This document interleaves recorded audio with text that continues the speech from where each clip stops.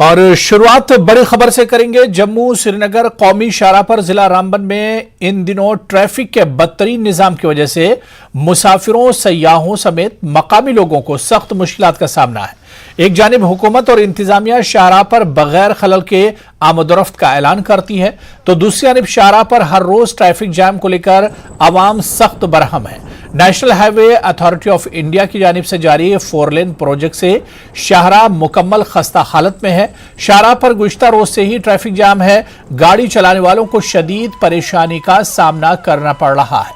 Traffic jam कितना भयानक है आप तस्वीरों के जरिए समझ सकते हैं कि एम्बुलेंस भी इस ट्रैफिक में फंसकर रह गई है, जो मरीजों को लेकर अस्पताल जाती है, लेकिन इस ट्रैफिक की वजह से एम्बुलेंस को भी परेशानियों का सामना करना पड़ रहा है। तो जम्मू श्रीनगर नेशनल हाईवे पर ट्रैफिक की वजह से लोगों को परेशानियों का सामना करना पड़ रहा है।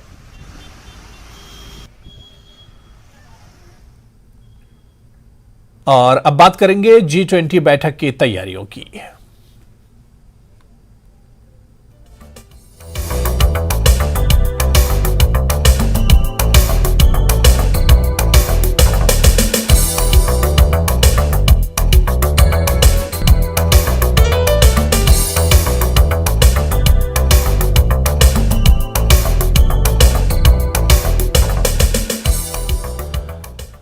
श्रीनगर में कल से G20 मीटिंग शुरू होने जा रही है। G20 मीटिंग को लेकर पूरे जम्मू कश्मीर में सिक्योरिटी में इजाफा किया गया है। श्रीनगर समेत सरहदी इलाकों में नाके लगाकर चेकिंग का सिलसिला जारी है। श्रीनगर में NSG कमांडोज को तैनात किया गया है।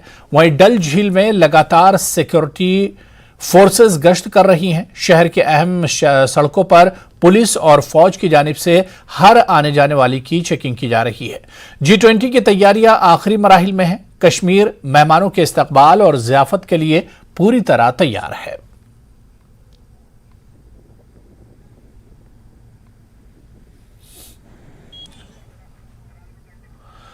तो इंडियाज G20 प्रेसिडेंसी के सिलसिले में गवर्नमेंट डिग्री कॉलेज पामपुर में एक जानकारी प्रोग्राम मुनक्किद किया गया, जिसमें तलबा को G20 से आने वाले फवायद के हवाले से जानकारी फराहम की गई।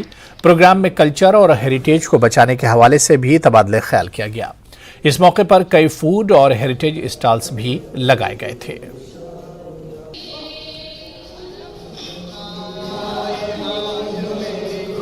जी, G20 से तो पता ही है, ये हमारे लिए एक बहुत ही फ़ख्र की बात है कि इंडिया को प्रेसिडेंसी मिली है इस साल इसको हेड करने की, G20 कंट्रीज़ को।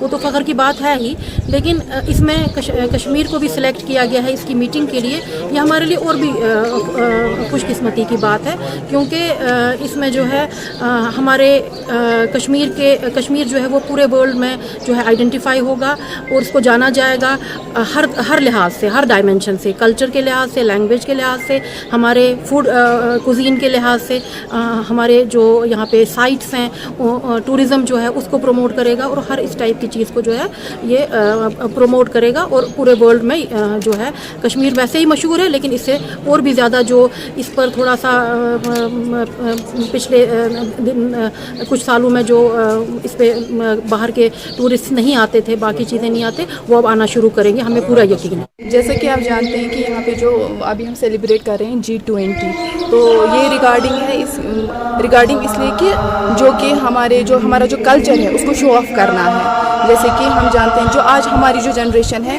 हम नहीं जानते हैं जो हमारा कल्चर है। हम ज़्यादातर जो कि वेस्टर्नाइजेशन की तरफ माइल होते हैं और जो हमारा खुद का कल्चर है वो हम नहीं जानते हैं। जैसे कि हमारा जो फेरन है, जैसे कांगड़ी है और बहुत सारी चीज़ें हैं, जैसे हमारा हक्सुन है और कहवा है जो कि बहुत ट्रेडिशनल ड्रिंक है यहाँ की।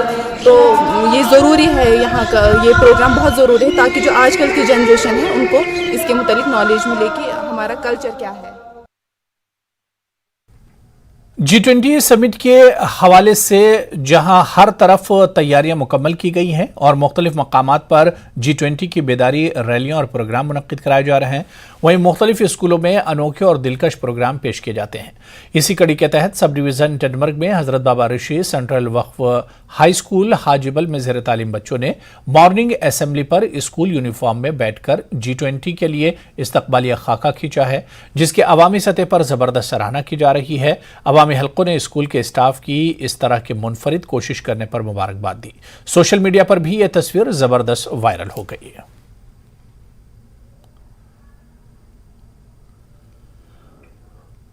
चलिए आगे बढ़ेंगे। नेशनल कॉन्फ्रेंस के member of parliament Hasnain Masoodi का कहना है कि सरकार G20 की आड़ में लोगों के मसाइल से तवज्जो हटाने की कोशिश कर रही है, जबकि G20 को गैर जरूरी तौर पर ज्यादा तूल दिया जा रहा है। अनंतनाग के मटन टकबाग स्टेडियम में मटन प्रीमियर लीग टूर्नामेंट का इफ्तिताह करने के बाद मसूदी ने कहा कि मंशियात के खात्मे के लिए खेलों को फरोग देना वक्त की अहम जरूरत है।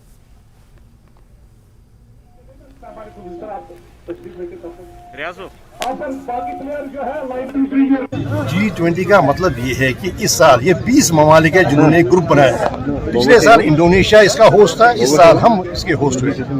तो इसको कहना कि या ऐसे पेश करना जैसे ये बहुत बड़ा एक इससे कोई यहाँ पर बहुत बड़ी तब्दीली होगी, वो तो मुझे लगता है कि वो मुबारक आ रही है। बल्कि हुआ ये है कि हमारी जो असल मसाइल हैं उन मसाइल से हम अब उनको नज़रअंदाज करने लगे हैं। सारा एडमिनिस्ट्रेशन इसी में लगा हुआ है। अब देखिए, हम मुतफिकर हैं लोगों के लिए जिनको सिर्फ 4 किलो अनाज, 4 किलो चावल मिलता है माशाअल्लाह।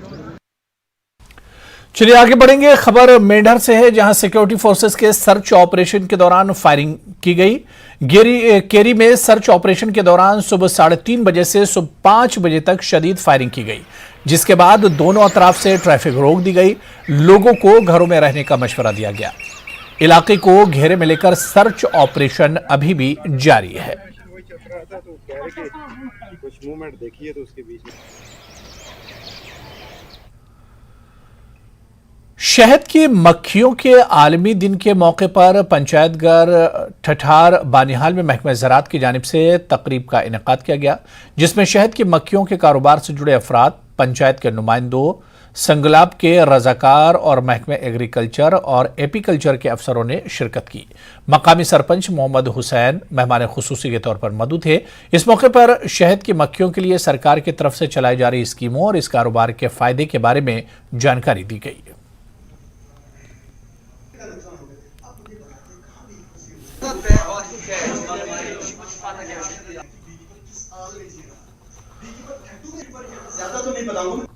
की बात है कि हमने भी यहाँ पे ये डे जो है वो मनाया है। मुझे सबसे बड़ी खुशी ये है कि ऑल ओवर मैं इंडिया की बात करता हूँ तो हमारा रीजन जो है बानिहाल का रीजन जो है या मेरे डिस्ट्रिक्ट रामबन का जो रीजन है ये हनी में सबसे नंबर 1 पे है। और यहाँ के कम से कम कोई 300-400 के करीब जो हमारे बी कीपर्स है और ये अच्छा काम करते हैं इस फील्ड में और अपने आप को प्रमोट करते हैं। इसके साथ साथ डिपार्टमेंट का भी इनका बड़ा सहयोग मिल रहा है। खासकर हमारे यहाँ पे अयाज साहब है जो कंसर्नड ऑफिसर यहाँ पे, इन्होंने काफ़ी ज़्यादा इसमें काम किया है और हमारे इस ट्रेड को ऊपर लेने के लिए बहुत ज़्यादा इसने कोशिश की है। लेकिन इस साल बदकिस्मती से क्या हुआ कि हमारे बी कीपर्स को बड़ा नुकसान उठाना पड़ा। जैसे इनका मल्टी क्रॉप निकलता था, जो जम्मू वगैरह में निकलता था, वो फेल हो गया। उसके साथ साथ इनका किकर का जो था क्रॉप होता था कश्मीर में, वो भी फेल हो गया, जिससे इनको काफ़ी ज़्यादा नुकसान का सामना करना पड़ रहा है। अब इनको अपनी बीज बचाने के लिए इनके पास फाइनेंशियल असिस्टेंस की बहुत ज़्यादा ज़रूरत है। जो इनके पास इस वक्त फाइनेंशियली ये काफ़ी ज़्यादा क्रंच हो गए हैं। इनके पास पैसा नहीं है कि ये अपने इस ट्रेड को कंटिन्यू करें, क्योंकि इनको कुछ देर के लिए, कुछ पीरियड के लिए आर्टिफिशियल फीड जो है वो बी को देनी पड़ती है ताकि वो जो है वो सर्वाइव करे। तो उस चीज़ के लिए मैं गवर्नमेंट से अपील करता हूँ कि इस दौरान, इसको डेथ पीरियड कहा जाता है, तो इस डेथ पीरियड के दौरान जो भी इनको ज़रूरियात लगेगी, जैसे इनका चीनी जो है वो ज़रूरत पड़ती है आर्टिफिशियल फीड देने के लिए, तो वो फीड इनको जो है फ्री ऑफ कास्ट जो है वो मिलनी चाहिए डिपार्टमेंट की तरफ से। कभी कभार इस देखो डिपार्टमेंट जो है वो इन बी कीपरों की वजह से चलता है। जब बी कीपर नहीं रहेगा तो डिपार्टमेंट कैसा रहेगा? ये डिपार्टमेंट ही ख़त्म हो जाएगा। तो इस वक्त डिपार्टमेंट को सामने आके इन बी कीपर्स की मदद करनी चाहिए। इनको जो है ये फ्री ऑफ कास्ट जो है ये फीड प्रोवाइड करनी चाहिए ताकि ये बी कीपर जो है वो सर्वाइव करे और इस ट्रेड को आगे चलाए। 400-500 फैमिलीज इस पर डिपेंड करती है।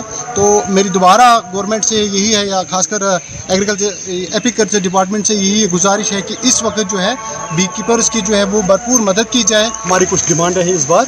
अगर बी कीपर ही नहीं रहेंगे, ये तो डे वगैरह ये तो सब ऐसे जुमलेबाजी रहेगी।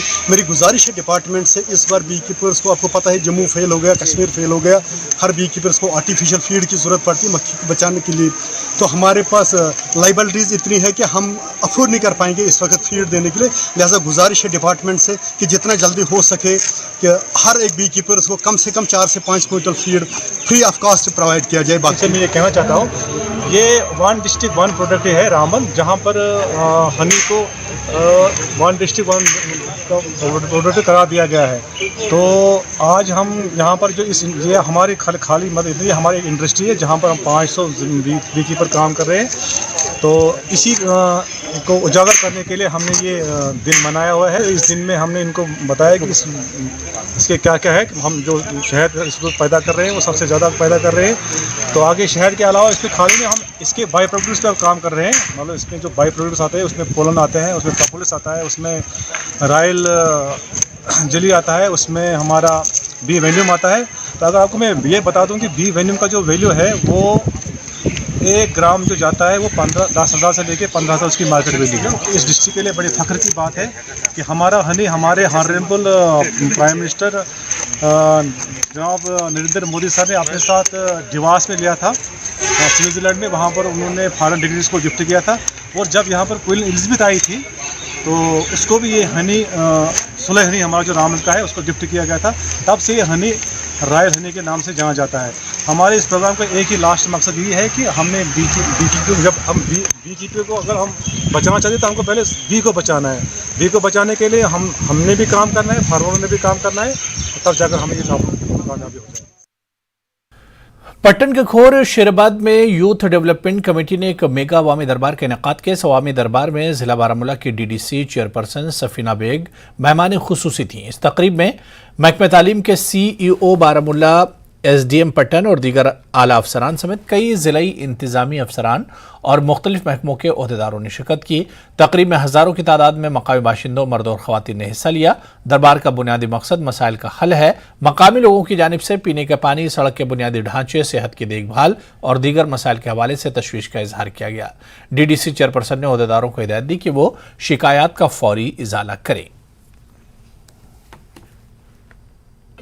पब्लिक आउटरीच प्रोग्राम था। यहाँ की यूथ कमेटी मेरे पास आई थी पूर शेराबाद की, तो इनसे मैंने वादा किया था कि मैं ज़रूर आऊँगी यहाँ पे, यहाँ आके इनके मसले मसाइल सुने। और मैं थैंक यू करती हूँ ख़ास तौर पे अपने SDM साहब का और अपने चीफ एजुकेशन ऑफिसर साहब का, जिन्होंने हमने ऑलरेडी कुछ प्लान्स में तो कुछ चीज़ें रखी हैं, लेकिन कुछ ऐसी चीज़ें हैं जिनको थोड़ा एक्सपेडाइट करने की ज़रूरत, ख़ास तौर पे जो पानी का मसला है। तो वो मसला तो पूरे अनफॉर्चुनेटली पूरे पट्टन में ही है, लेकिन जितना पूरा मुझे कह रहे थे SDM साहब, जितना JJM में पूरे डिस्ट्रिक्ट के लिए पैसा है उसका 50% पट्टन के लिए है। लेकिन क्या करें, ये कॉन्ट्रैक्टर्स जो हैं ये कुछ मनमानी भी करते हैं, लेकिन इंशाल्लाह मैं रिव्यू लूँगी और मुझे अगर कोई ऐसा लगा तो हम तो उनको ब्लैक लिस्ट कर देंगे। एक्चुअली कश्मीरी यूथ जो है ना, इसने बहुत कुछ देखा हुआ है फ्रॉम लास्ट 30 ईयर्स। ये हर चीज़ देख चुके हैं, मतलब वायलेंस भी देखा है, प्रोटेस्ट भी देखे हैं, बहुत सारी चीज़ें देखी हैं इन्होंने। तो ये यूथ तो बाकी यूथ की तरह नहीं है ना, जिस तरह मुल्क का बाकी यूथ है। तो ये इस यूथ का आगे आना, आगे आके जो है पॉलिसी या डिसीजन मेकिंग कीजिए या पॉलिटिक्स कीजिए या डेवलपमेंट कीजिए, इसका हिस्सा बनना it's a welcome step, not only for the people of Jammu and Kashmir but for the country also. So आज ये समझ चुके हैं यूथ की हमें जो है इस चीज़ का हिस्सा बनना है। हमने एक पॉजिटिव पॉलिटिक्स करनी है और पॉजिटिव पॉलिटिक्स तभी होगी जब हम इसके खुद स्टेक होल्डर बनेंगे। चलिए आगे बढ़ेंगे। बडगाम के मागाम में गुलमर्ग हाईवे पर गुलाम हसन ऋषि नामी शख्स का कॉम्प्लेक्स आग की लपेट में आ गया। आतिशबाजी की वजह से लाखों रुपये मालियत का सामान जलकर खाकिस्तार हो गया। यह हादसा रात के वक्त पेश आया। आग की शिद्दत इतनी तेज थी कि इसने फौरन 2 मंजिला इमारत को पल भर में अपनी लपेट में ले लिया और कॉम्प्लेक्स में मौजूद तमाम सामान जलकर राख हो गया। फायर सर्विस अमले के पहुंचने तक पूरी इमारत राख के ढेर में तब्दील हो गई थी। मुतासिरीन ने मुआवजा की फराहमी का इंतजामिया से मुतालबा किया है।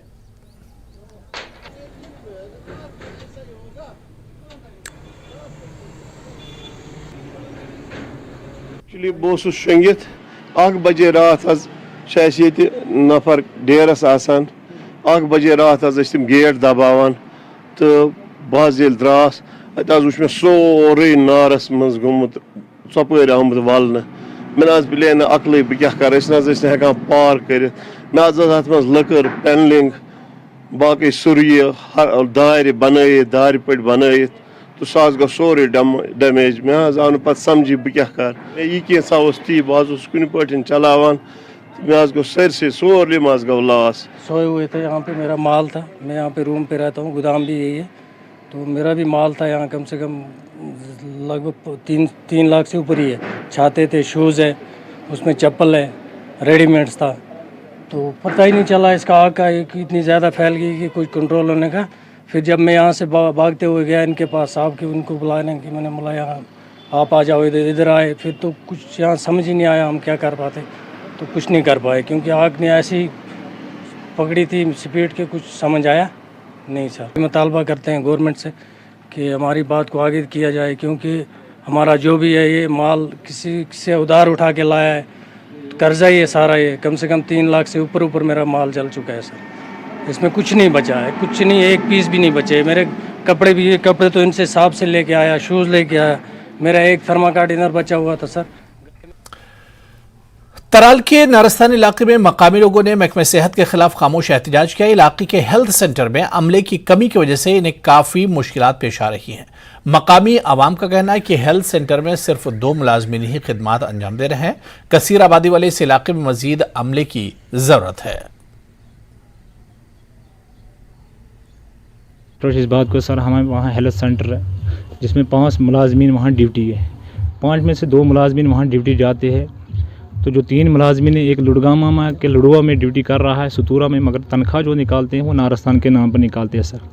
अभी हमें सर मुश्किलात आती है कि हमने बेमू साहब से भी रिक्वेस्ट की थी, अगर जनाब हमारे नारस्तान के नाम पे 5 मुलाजिम हमारे हेल्थ सेंटर में ड्यूटी है तो 5 मुलाजिम ड्यूटी यहाँ क्यों नहीं आते हैं सर। बेमू साहब ने कभी हमारी बात सुनने के लिए तैयार वो नहीं हुआ।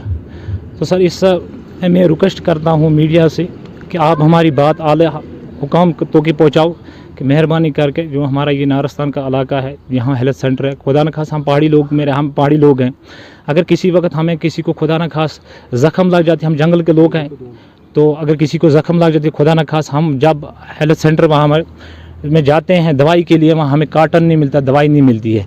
इसलिए हम गुजारिश करना चाहते हैं गवर्नमेंट से या DC साहब से, BMO साहब ये रिक्वेस्ट करना चाहते हैं कि मेहरबानी करके हमारा जो हेल्थ सेंटर नारस्तान का इसकी तरफ तवज्जो दिया जाए सर। पेज न बनान तक दवा फुल न बनान क्या, अगर कंस लगे न काटन न कह कहीं फैसिलिटी तक 5 मुलाजिम करान तथी ड्यूटी तो सही तनख्वाह नारान नारस्तान जनाब कर सबस कर प्रॉब्लम तम सात तौर सही सह कर कहीं तक मुदाखलत वन तुद वसादत सजन दपान। मौलवी फारूक के कातिलों की गिरफ्तारी और इस केस के मुकम्मल हल के बाद अब अपने प्यारों को खोने वाले कश्मीरी पंडितों में भी उम्मीद जागी है। कश्मीरी पंडितों के कातिलों और इन्हें अपने मादरे वतन से दूर करने वाले मुजरिमों को भी इसी तरह पकड़ा जाएगा, कैफरे किरदार तक पहुंचाया जाएगा। देखिए रिपोर्ट।